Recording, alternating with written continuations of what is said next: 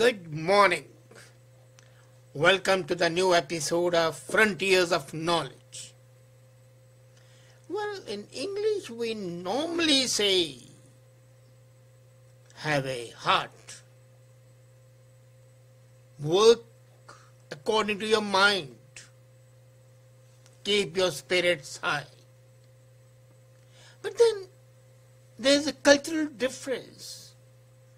And the Occidentals have different words. Preciseness at times is extremely there and at times is confusing. The Orientals, the Eastern philosophy is precise at times, obtuse at others. Now, single word, heart, has one connotation only. But for heart itself, there are three words in Japan. First is shinzou. And shinzou refers to the physical heart, the organ which pumps blood. And then there's another word in Japan for the heart only, and that is hato. And hato is for the love heart. The heart that can be broken, the heart that can be elated. And the third word, well, that's the most important word, Kokoro. Kokoro is a word which transcends the heart and is a combination of mind, heart, and spirit. And this is the word we are talking about today, because this is a word which is motivating the scientists, the researchers to reach the few heights.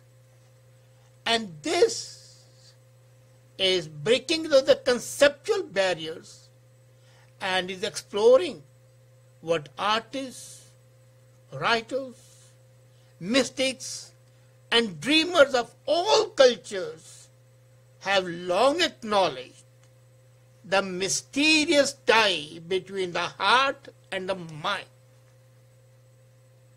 Heart and the mind, both, not the physical one, are so closely linked that the Japanese came up with this word, Kokoro. And as a matter of fact, the human will, the consciousness, the soul are best described by this word, because this divides the human experience. And it is a very inclusive concept, useful for understanding how human beings think and feel. And that is why Kokoro is considered to be a word that is propelling, pushing the scientific discoveries. You know, one of the problems discussing Kokoro normally is that in English we link words, heart and mind and spirit, with this and, the use of and. We imply divisions, and these divisions do not exist in Eastern cultures, especially in Japan. In the Eastern culture, the three are intrinsically linked as one. As a matter of fact, they are one. Whether you go to Sufism, or whether you go to Shintoism, or whether you go to Zen, there is a complete unity, or Hinduism for that matter. It is one.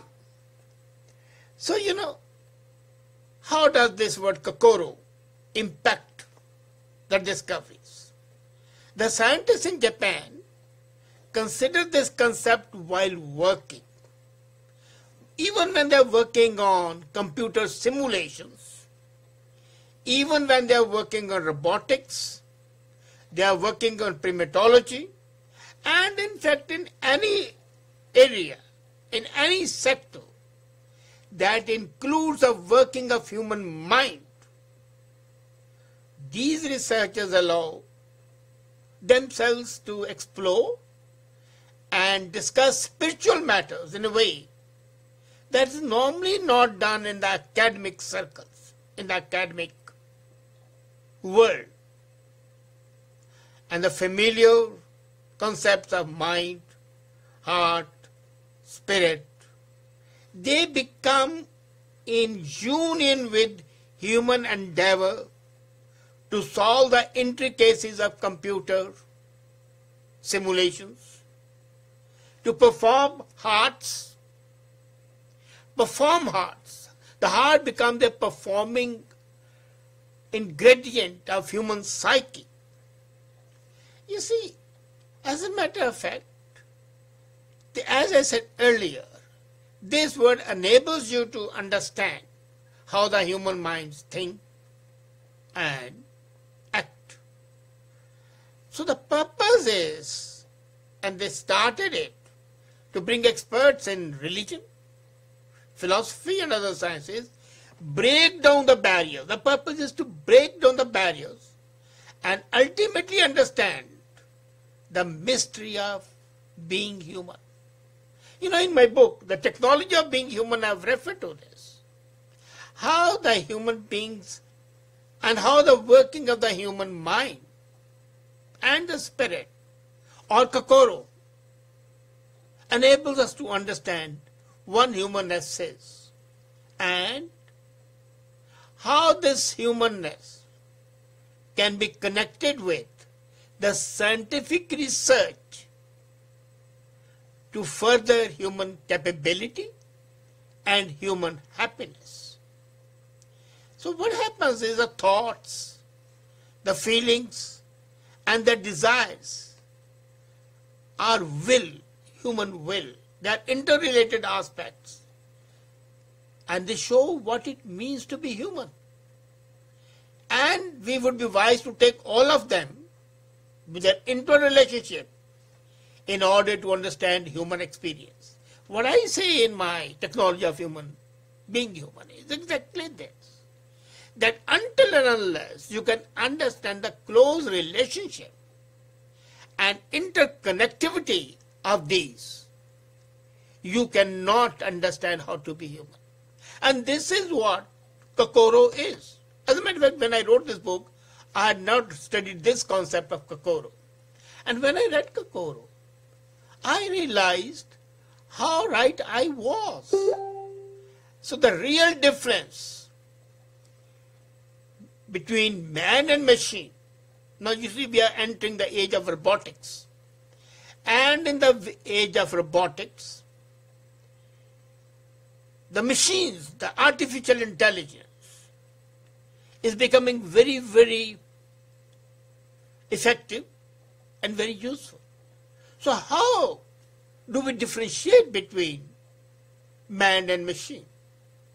So what the director of the Earth Stimulator in the Japanese Agency for Marine Earth Science and Technology says that they use supercomputers to make predictions about the natural events like earthquakes, typhoons, as well as the global warming that we are all aware.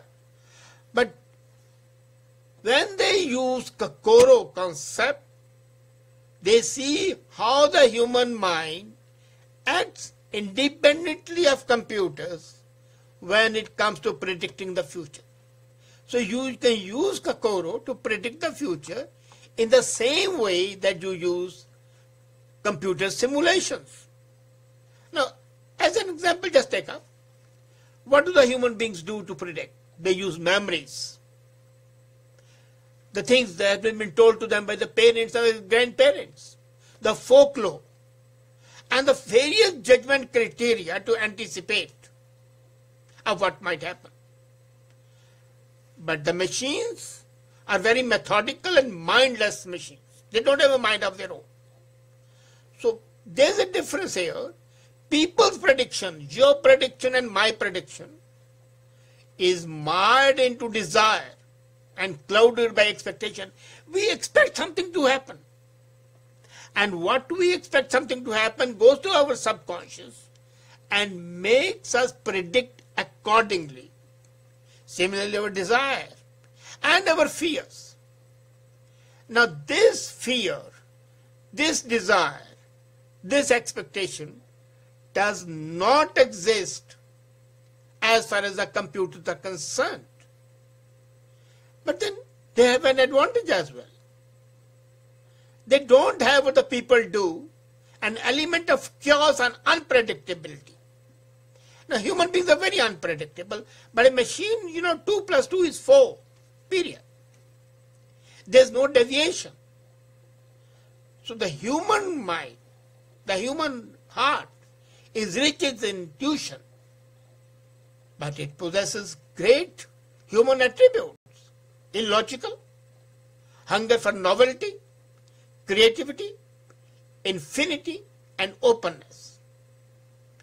The computer mind, the computer stimulation is deterministic, it's closed, it lacks diversity, and is an embodiment of dryness, dry as dust. So this is the major difference between the computers and the human beings.